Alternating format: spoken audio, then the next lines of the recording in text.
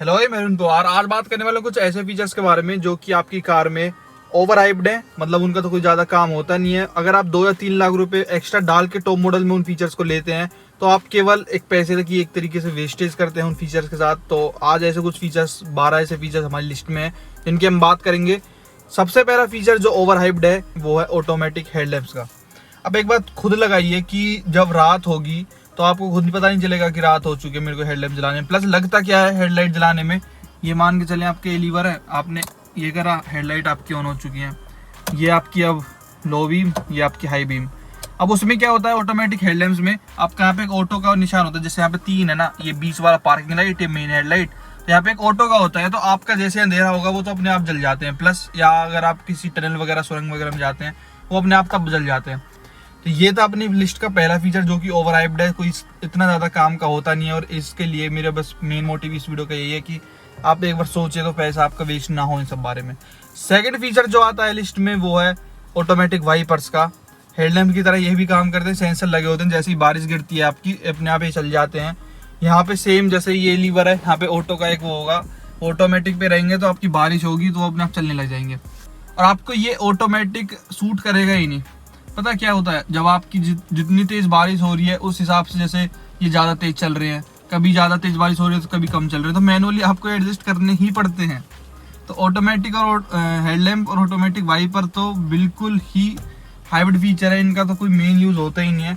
आप जितने भी बंदे होंगे जो ये फीचर्स यूज़ करते होंगे, तो अगर कोई ऑनेस्टली राय देना चाहेगा तो वो यही बताएंगे कि मैनुअली ही उनको यूज़ करना पड़ता है। प्लस ये फीचर इतना ज़्यादा उपयोगी नहीं है अगर हम कम बजट की इन कार्स को देखते हैं, और इनके लिए स्पेशली आपको ज़्यादा पैसा खर्च करना नहीं चाहिए।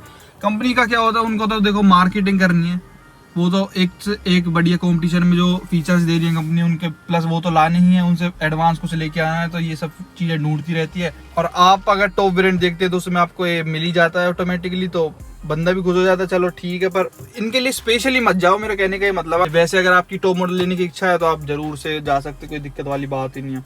अब एक और चीज़ आ जाती है थर्ड की, अगर हम बात करते हैं तो जो एयर प्योरीफायर आते हैं ना आज की कार्स में, वेन्यू की जैसे एग्जांपल देता हूँ, तो वेन्यू में यहाँ पे आपका कुछ ऐसे वर्टिकल टाइप में वो आता है, उसमें प्रैक्टिकली वो बिल्कुल यूज में नहीं आता। हालांकि आप एक बार की मान सकते हैं जो किया सेल्टोस और हिंडी क्रेटा में आर्मरेस्ट पे लगा हुआ आता है वो थोड़ा इफेक्टिव है, क्योंकि वो अपनी एयर यहाँ से लेता है, प्लस आप उसको चेंज ऑफ वगैरह ऑन भी कर सकते हैं। लेकिन जो आप एयर प्योरीफायर इसकी बात करेंगे वो इतना ज़्यादा उपयोगी नहीं है। हालांकि ठीक है, अपना जो थोड़ा बहुत आपका एयर है प्योरीफाई होती रहती है, लेकिन कार में से उतर के आपको फिर बाहर जाना है तो। प्लस ये फीचर्स मेरे उन बेसिस पे भी हैं जिनको मैं यूज़ कर रहा हूँ काफ़ी टाइम से, करीबन 1 साल हो गया है, जो आगे फीचर में बताने वाला हूँ, और मेरे को बिल्कुल भी उनका यूज़ नहीं लगता। तो मेनली उन फीचर्स की मैं बात करूँगा आगे। फोर्थ फीचर जो इंडिया के लिए मतलब ठीक नहीं है वो है सनरूफ। अभी जैसे अप्रैल का महीना है, 23 अप्रैल आज की तारीख है 2020, और आज का टेम्परेचर सुबह 8 बजे, सुबह 8:30 बजे 28 डिग्री सेल्सियस है। बाकी बाहर का आप देखेंगे तो आप इस गर्मी में धूप में खड़े नहीं हो सकते। तो अगर आप सनरूफ खोल देंगे तो आपका एसी भी काम नहीं करेगा, ठीक है। प्लस इसका जो सनरूफ का होता है ना, एक चीज़ ये भी होती है कि मेंटेनेंस इसको चाहिए होता है। आप वो बार बार वो आगे पीछे करते तो मोटर वगैरह को वो भी मेंटेनेंस चाहिए, वो भी कुछ साल बाद 6-7 साल बाद वो भी ख़राब होने लग जाती है, उसका मेंटेनेंस अलग से है। प्लस कई बार केस आते हैं बंदा खड़ा है, कोई मतलब गर्दन वगैरह में होते हैं ना धागे वगैरह निकले हुए होते हैं पतंग वगैरह के, तो वो कट जाती है कई बार। तो ऐसी चीज़ें हो जाती हैं कई बार अगर आप सावधानी नहीं बरतते हैं तो।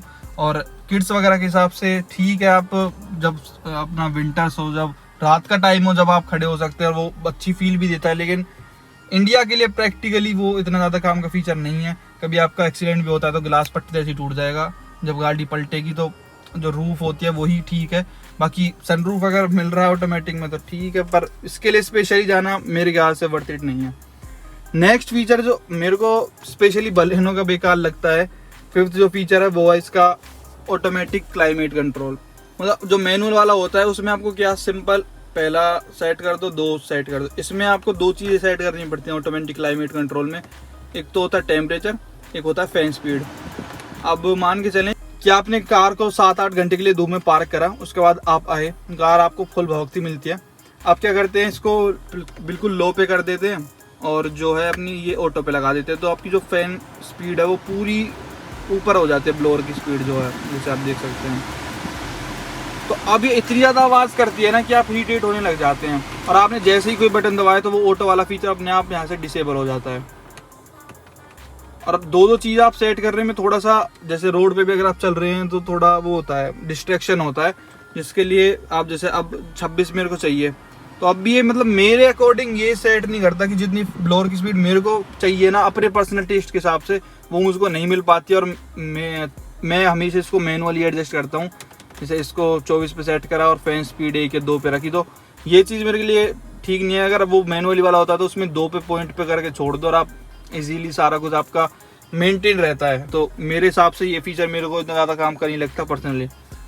6th फीचर की अगर मैं बात करता हूँ तो वो है बीज कलर का इंटीरियर। अब आप शोरूम वगैरह में जाते हैं तो आपका जो सेल्स पर्सन होता है आपको ये कहता है कि सर इसमें डुअल टोन इंटीरियर है, आप भी खुश होते हैं कि वो देखने में बढ़िया लगता है। लेकिन जो बंदा यूज़ करता है ना उसको पता होता है कि एक थोड़ा सिरदर्दी का ही काम है इसका, क्योंकि गंदा बहुत जल्दी होता है।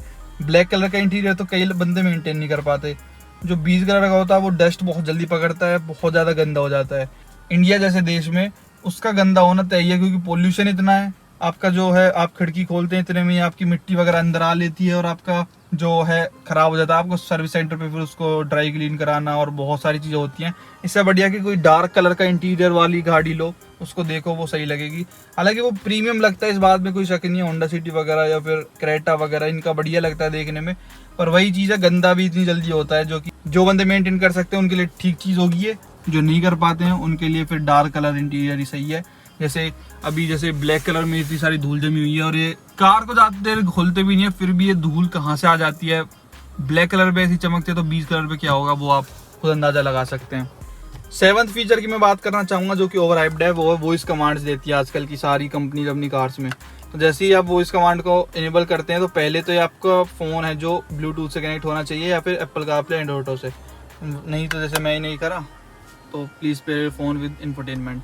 अब इसका आप यूज़ करते हैं जैसे, तो आप जैसे बोलते हैं कुछ भी बोलते हैं ये सुनता ही नहीं है। पहली बात तो सुन भी लेता है तो काफ़ी हैंग होता है, इसको समझ नहीं आता, कुछ अलग सुन लेता है, कुछ अलग काम कर देता है, प्लस इसको समझने में काफ़ी टाइम लग जाता है। उससे बढ़िया आप प्रेफर करेंगे कि आप जो है अपना फ़ोन्स में ही वो चीज़ फटाफट कर लें। एल्ट्रोस की अगर हम बात करते हैं तो उसमें तो इतने सारे फीचर हैं कि आप ओके गूगल टाटा एल्ट्रोस करके बोलेंगे तो वो आपको पूरी कार की स्पेसिफिकेशन बता देती है। तो ये सारे बेफालतू के फीचर हैं। वॉइस कमांड का क्या, आप इंफोटेनमेंट में जैसे फ़ोन करना है तो आप सिंपल क्लिक करेंगे, आपका सारा कॉन्टैक्ट आ जाता है। तो कितनी देर लगती है वॉइस कमांड्स। मैंने इस कार में अपनी में 1 साल 2 महीने के लगभग इसको हो गए, मैंने इसको कभी यूज़ नहीं करा होगा। कभी करता भी हूँ तो मूड ख़राब कर देता है, फिर अपना फ़ोन से ही करना पड़ता है। तो मेरे ख्याल से मेरे को ये भी वॉइस कमांड वाला फीचर है जो है बेकार लगता है। 8th फीचर की मैं बात करता हूँ। आजकल की जो कार्स आ रहे हैं उनमें एम्बियंट लाइटिंग के नाम पे लाइट आती है, जो कि जैसे क्रेटा की मैं बात कर रहा हूँ यहाँ से कंटिन्यू होकर यहाँ से रात में देखने में अच्छी लगती है, लेकिन उसके लिए स्पेशली पैसा खर्च करना चाहें टॉप मॉडल लेते हैं तो मेरे ख्याल से वो वर्थ इट नहीं है, क्योंकि यही काम आफ्टर मार्केट आपको 500-1000 रुपये में ऐसी कोई लाइट लग जाती है जो कि आपकी USB से कनेक्ट हो जाती है और इतने में ही आपको ऐसी चीज़ मिल जाती है। तो उसका फ़ायदा क्या, मतलब टॉप मॉडल इसलिए ना लें। ये ओवर हाइप्ड फीचर्स जो हैं, इसी से रिलेटेड एक और है जो एम्बिएंट लाइटिंग आपकी, इसमें साउंड मूड लाइटिंग जैसे किया सेल्टोस में हम देखते हैं स्पीकर्स के यहाँ पे आपको लाइटिंग मिलती है जो कि आपकी जो बीट होती है म्यूज़िक की उसके साथ चलती है। अब वो आपको ना एक थोड़ा डिस्ट्रैक्ट भी करती है रोड से अगर आप रात के टाइम देख।